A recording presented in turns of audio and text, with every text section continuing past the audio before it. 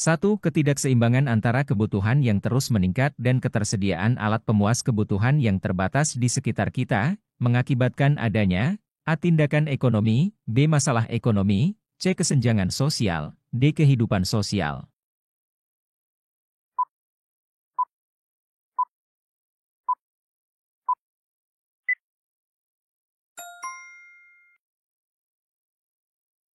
Ketidakseimbangan antara kebutuhan yang terus meningkat dan ketersediaan alat pemuas kebutuhan yang terbatas, mengakibatkan adanya masalah ekonomi. Masalah ekonomi timbul karena sumber daya yang terbatas harus dialokasikan secara efisien untuk memenuhi kebutuhan yang tak terbatas. 2. Perhatikan pernyataan berikut. 1. Menumpuk bahan konsumsi setiap bulan. 2. Membuat skala prioritas kebutuhan. 3. Membeli barang sesuai kebutuhan. 4. Membeli kebutuhan sebanyak mungkin saat diskon. Perilaku terpuji berupa sikap mensyukuri akan terpenuhinya kebutuhan sehari-hari, ditunjukkan dengan penyataan nomor A1 dan 2, B1 dan 3, C2 dan 3, D3 dan 4.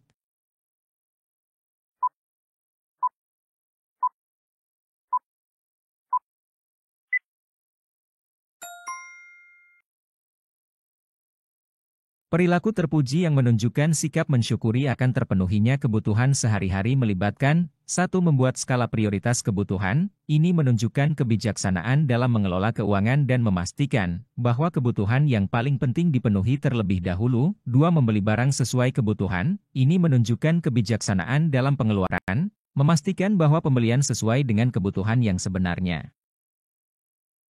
Perhatikan tabel berikut. Kebutuhan primer bagi seorang pelajar ditunjukkan tabel nomor A1, B2, C3, D4.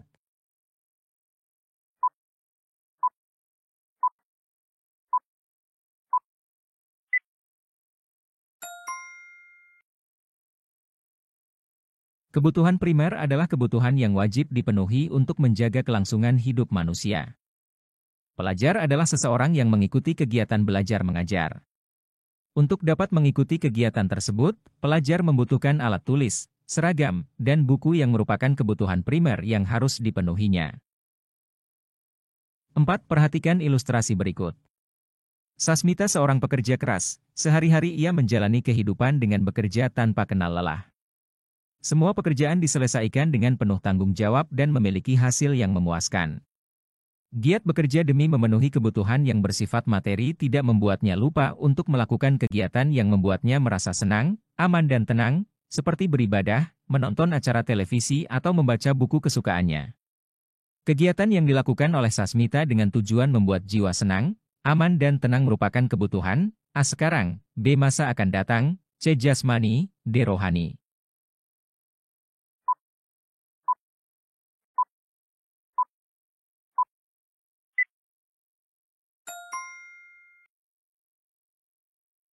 Kegiatan yang dilakukan oleh Sasmita, seperti beribadah, menonton acara televisi, atau membaca buku kesukaannya, memiliki tujuan untuk membuat jiwa senang, aman, dan tenang. Keperluan ini lebih terkait dengan kebutuhan rohani, karena melibatkan aspek-aspek spiritual dan emosional yang memengaruhi kesejahteraan batin seseorang. 5. Perhatikan ilustrasi berikut. Bayu seorang pengusaha konveksi pakaian kerja. Hasil produksinya berupa jas, gaun, kemeja, celana dan rok. Dalam memproduksi, Bayu menjalin hubungan dengan pabrik tekstil untuk mendapatkan kain sebagai bahan baku usahanya. Bayu mendirikan usaha konveksinya di daerah dekat pabrik tekstil untuk menghemat biaya dalam mendapatkan bahan baku. Kegiatan ini mampu menyerap tenaga kerja dan mampu memenuhi kebutuhan masyarakat. Dari ilustrasi tersebut, barang setengah jadi ialah A. Kain, B. Jas, C. Gaun, D. Kemeja.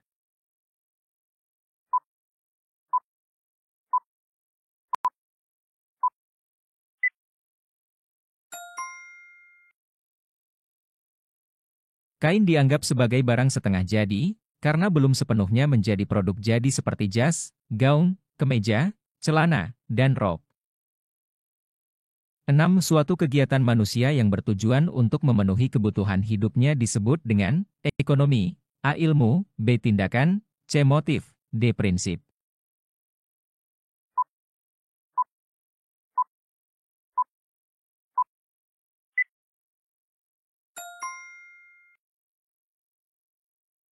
Suatu kegiatan manusia yang bertujuan untuk memenuhi kebutuhan hidupnya disebut dengan tindakan ekonomi. Tindakan ekonomi melibatkan penggunaan sumber daya yang terbatas untuk memenuhi kebutuhan yang tak terbatas. Ini mencakup segala aktivitas yang terkait dengan produksi, distribusi, pertukaran, dan konsumsi barang dan jasa. 7. Berikut ini contoh dari motif ekonomi berbuat sosial ialah: A. Andani menggunakan motor ke tempat kerja untuk menghemat pengeluaran bensin. B. Erni menyumbangkan buku untuk sekolah dengan tujuan menumbuhkan minat baca pada siswa. C. Rizky menjadi agen beras untuk mendapatkan keuntungan demi memenuhi kebutuhan sehari-hari. D. Soraya semangat belajar demi mendapatkan nilai terbaik di sekolah.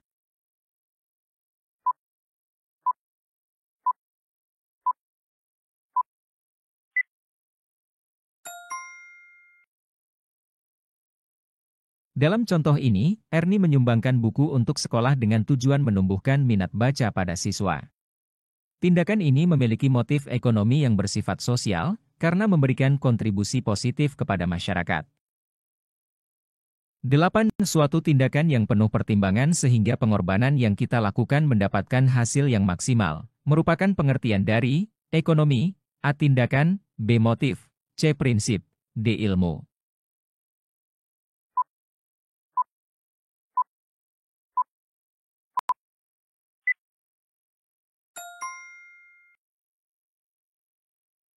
Suatu tindakan yang penuh pertimbangan, sehingga pengorbanan yang kita lakukan mendapatkan hasil yang maksimal, merupakan pengertian dari prinsip ekonomi.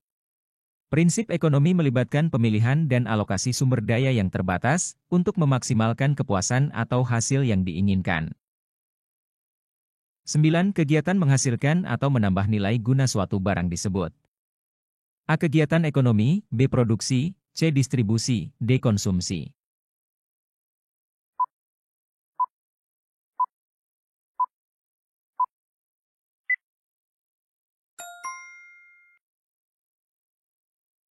Kegiatan menghasilkan atau menambah nilai guna suatu barang disebut produksi. Produksi melibatkan proses menciptakan atau menambah nilai barang atau jasa dari bahan baku atau sumber daya lainnya. Kegiatan ekonomi mencakup produksi, distribusi, dan konsumsi, dan produksi merupakan langkah awal dalam siklus ekonomi. 10. Perhatikan pernyataan berikut: 1. Faktor alam, 2. Faktor tenaga kerja, 3. Faktor modal, 4. Faktor kewirausahaan. Faktor produksi asli ditunjukkan pernyataan nomor A1 dan 2, B1 dan 3, C2 dan 3, D3 dan 4.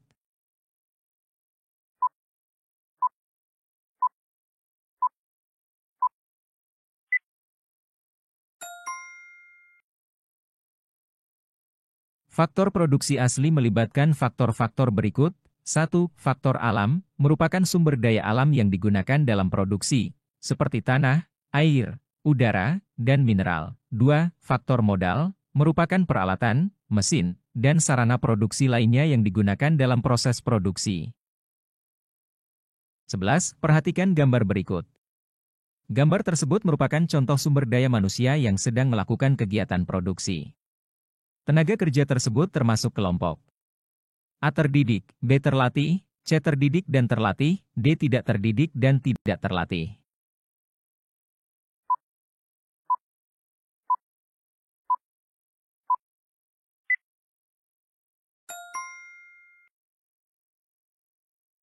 Jika kita asumsikan bahwa tenaga kerja tersebut memiliki tingkat pendidikan dan pelatihan yang baik, jawaban yang paling tepat adalah terdidik dan terlatih.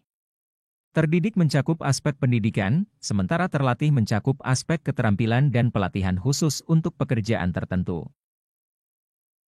12. Perhatikan gambar berikut. Kegiatan tersebut dilakukan oleh distributor dengan tujuan menyampaikan barang dari produsen ke konsumen, yang disebut dengan A. Produksi, B. Distribusi, C. Konsumsi, D. Kegiatan ekonomi.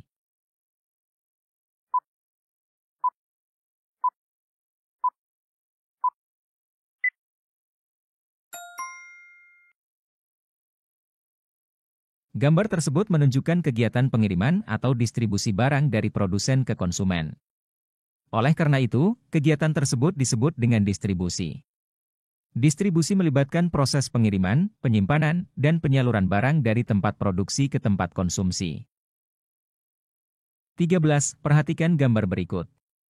Kegiatan distribusi yang dilakukan oleh penjual tersebut termasuk distribusi A langsung, B semi langsung, C tidak langsung, D secara langsung.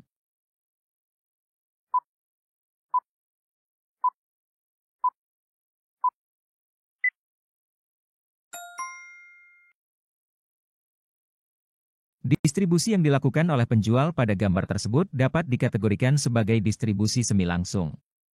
Distribusi semi langsung melibatkan perantara atau pihak ketiga yang membantu dalam proses distribusi, namun barang tetap melewati tangan penjual sebelum sampai ke konsumen.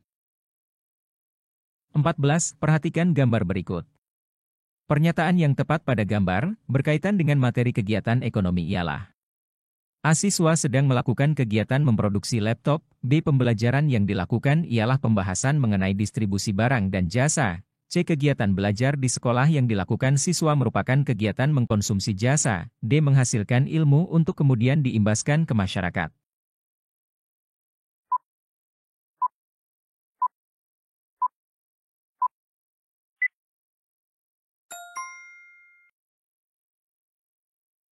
Gambar tersebut menunjukkan suasana kelas di sekolah dengan aktivitas siswa belajar.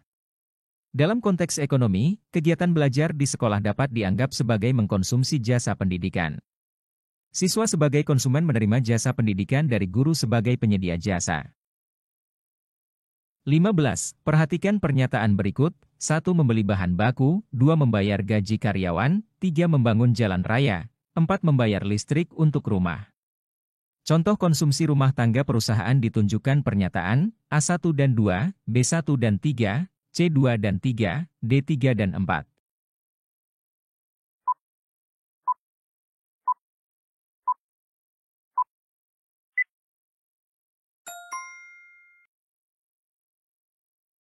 Konsumsi rumah tangga perusahaan melibatkan pengeluaran untuk kebutuhan bisnis atau produksi.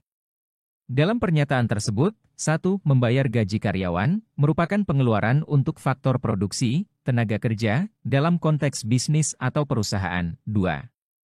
Membangun jalan raya, merupakan investasi atau pengeluaran untuk infrastruktur yang dapat mendukung kegiatan produksi atau distribusi perusahaan. 16. Jumlah barang jasa yang ingin dibeli oleh masyarakat dengan berbagai tingkat harga dan waktu tertentu, disebut dengan A. Permintaan, B. Penawaran, C. Perekonomian, D. Harga.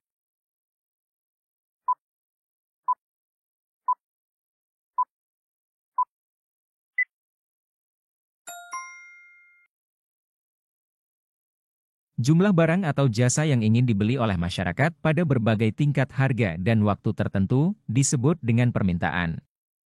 Permintaan mencerminkan keinginan dan kemampuan konsumen untuk membeli barang atau jasa pada kondisi tertentu. 17. Perhatikan deskripsi berikut. Ibu Andani berbelanja di pasar, ia melihat banyak sekali pedagang buah menjual mangga. Mangga adalah buah kesukaan anaknya. Ia teringat harga mangga pada bulan sebelumnya yaitu Rp30.000 per kilogram, namun sekarang harga per kilonya Rp10.000. Ternyata bulan ini ialah musim mangga berbuah, maka wajar apabila persediaan mangga melimpah. Faktor harga barang seperti contoh tersebut biasanya akan mempengaruhi permintaan, yaitu A. Permintaan akan mangga meningkat dikarenakan harga turun, B. Permintaan akan mangga turun dikarenakan harga naik, C. Penawaran akan mangga turun dikarenakan harga turun, D. Penawaran akan mangga naik dikarenakan harga naik.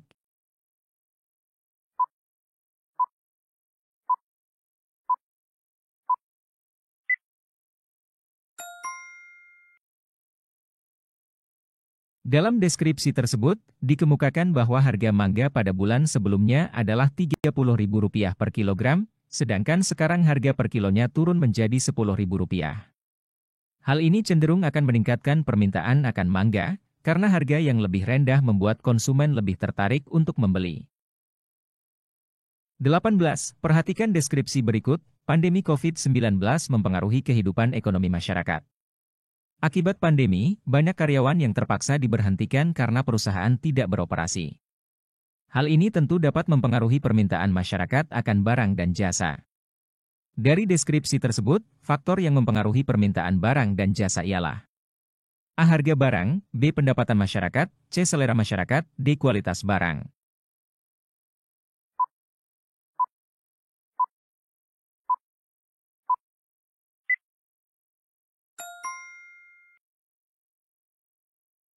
Dalam deskripsi tersebut, dikemukakan bahwa banyak karyawan yang terpaksa diberhentikan akibat pandemi COVID-19.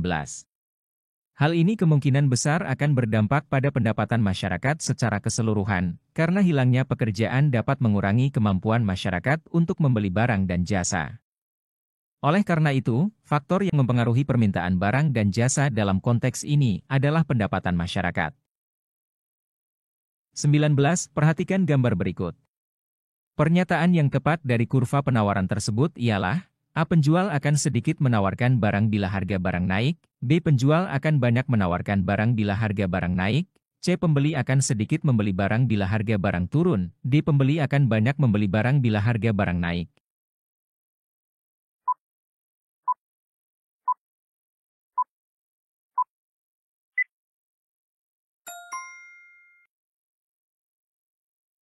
Kurva penawaran adalah representasi grafis dari hukum penawaran. Hukum tersebut menyatakan hubungan positif antara jumlah yang dipasok dengan harga produk. Ketika harga naik, kuantitas yang dipasok naik. Sebaliknya, ketika harga turun, kuantitas yang dipasok turun. Pernyataan yang tepat dari kurva tersebut adalah penjual akan banyak menawarkan barang bila harga barang naik. 20 berikut ini bunyi hukum penawaran, jika harga barang yang ditawarkan naik, maka jumlah barang yang ditawarkan pun akan bertambah dan sebaliknya, jika harga barang turun, maka jumlah barang yang ditawarkan pun berkurang. Kesimpulan dari bunyi hukum penawaran ialah, A. Terdapat hubungan yang selaras antara penawaran dan permintaan pasar, B. Permintaan, penawaran dan harga memiliki hubungan yang saling berkaitan, C. Antara harga dengan penawaran terdapat suatu hubungan lurus, di mana harga berbanding lurus dengan penawaran, D. Antara harga dengan penawaran berbanding terbalik, penawaran akan bertambah jika harga turun.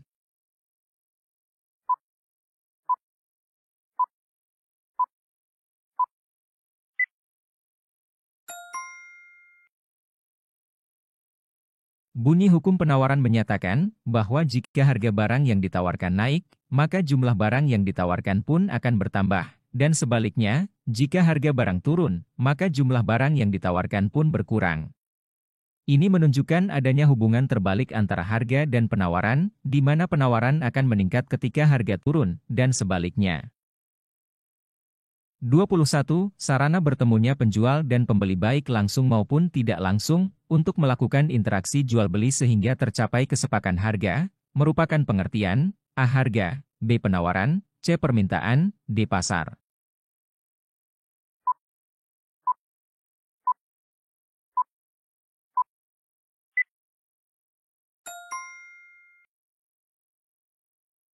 Pasar adalah sarana bertemunya penjual dan pembeli untuk melakukan interaksi jual-beli. Di pasar, terjadi pertemuan antara penawaran dan permintaan, dan kesepakatan harga dapat tercapai melalui mekanisme pasar. 22. Perhatikan pernyataan berikut. 1. Ada barang yang diperjualbelikan walaupun hanya berupa contoh. 2. Adanya penjual dan pembeli walaupun tidak bertemu langsung. 3. Terdapat kesepakatan harga antara penjual dan pembeli. 4. Adanya media komunikasi antara penjual dan pembeli.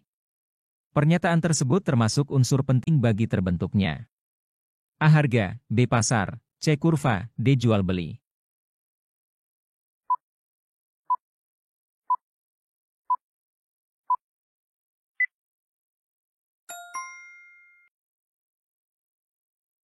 Pernyataan tersebut menggambarkan unsur-unsur yang terkait dengan pasar.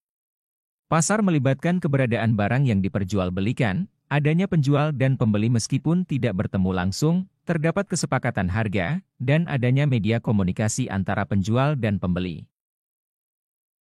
23. Fungsi pasar yang berkaitan dengan memperkenalkan hasil produksi kepada masyarakat, dengan harapan dapat menarik konsumen untuk membelinya, merupakan fungsi A. Distribusi, B. Pembentuk harga, C. Promosi, D. Jual beli.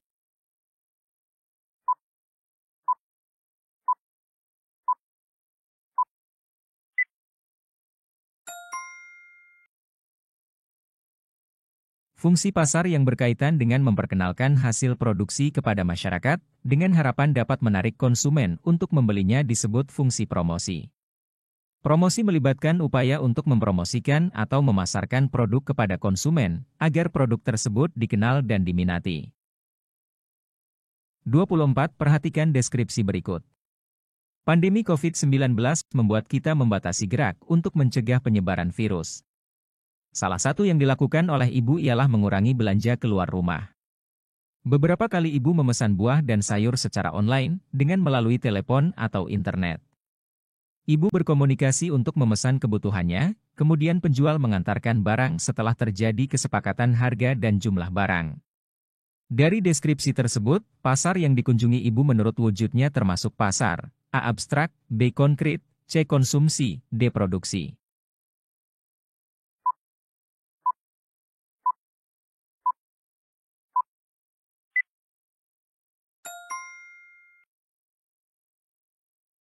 Pasar abstrak adalah pasar yang tidak memiliki wujud fisik yang dapat dilihat secara langsung. Dalam konteks deskripsi, ibu memesan buah dan sayur secara online melalui telepon atau internet yang tidak melibatkan kehadiran fisik di pasar tradisional. 25. Di Jakarta, terdapat pasar yang hanya dibuka pada bulan Juli-Agustus, tujuannya ialah menyambut peserta didik yang libur setelah kenaikan kelas. Pasar itu bernama Pekan Raya Jakarta, menurut waktu penyelenggaraannya PRJ termasuk jenis pasar A. Harian, B. Bulanan, C. Mingguan, D. Tahunan.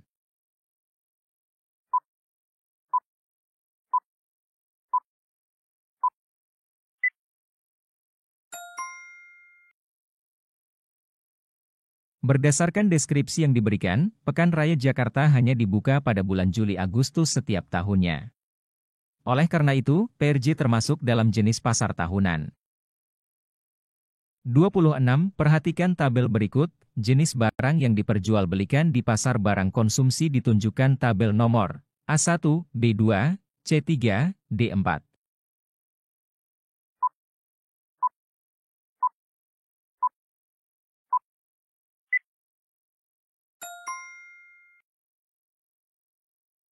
Barang konsumsi adalah benda atau barang yang bisa langsung digunakan oleh konsumen untuk memenuhi kebutuhannya. Contohnya, sayuran, buah, dan lain-lain. 27. Pasar persaingan tidak sempurna ialah A. Penjual dan pembeli tidak memiliki kebebasan dalam menentukan harga, karena harga ditentukan oleh kekuatan pasar. B. Penjual dan pembeli memiliki kebebasan menentukan harga dan jumlah barang yang diperjualbelikan. C. Terdapat kesepakatan harga terlebih dahulu antara penjual dan pembeli. D. Jumlah barang dan harga ditentukan oleh masyarakat yang meminta.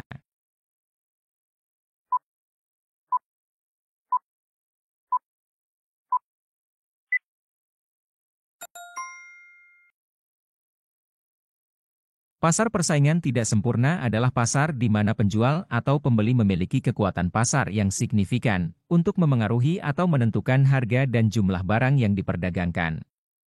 Dalam pasar ini, terdapat kendala atau pembatasan yang membuat penjual atau pembeli tidak sepenuhnya bebas menentukan harga atau jumlah barang. Sebagai contoh, dalam pasar persaingan tidak sempurna, harga bisa ditentukan oleh kekuatan pasar tertentu dan tidak sepenuhnya oleh mekanisme pasar yang ideal. 28.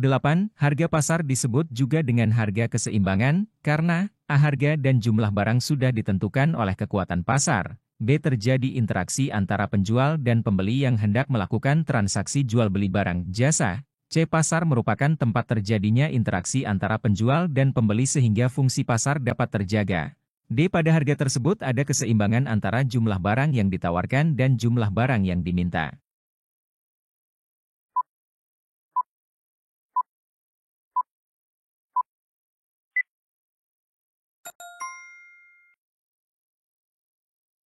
Harga pasar atau harga keseimbangan adalah harga di mana kuantitas barang yang ditawarkan sama dengan kuantitas barang yang diminta, sehingga tidak ada kelebihan atau kekurangan pasokan. Pada titik ini, terjadi keseimbangan antara penawaran dan permintaan, dan pasar mencapai tingkat harga, di mana pembeli dan penjual setuju. 29. Berikut ini contoh pasar menurut luas jaringan distribusinya ialah A. Pasar harian dan mingguan, B. Pasar konkret dan abstrak, C. Pasar barang konsumsi dan produksi, D. Pasar setempat dan nasional.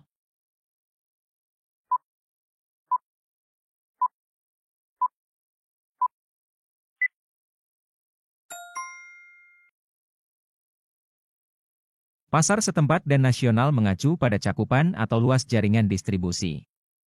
Pasar setempat mencakup daerah tertentu, seperti suatu kota atau wilayah, sedangkan pasar nasional melibatkan cakupan yang lebih luas, yaitu seluruh negara. 30. Terbentuknya harga pasar, biasanya didahului dengan kegiatan A. Berinteraksi sosial, B. Wawancara pedagang, C. Tawar-menawar, D. Jual-beli.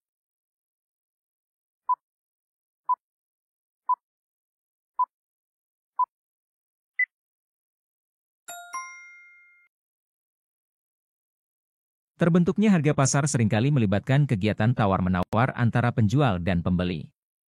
Pada saat transaksi jual-beli, penjual dan pembeli dapat saling menawar harga hingga tercapai kesepakatan.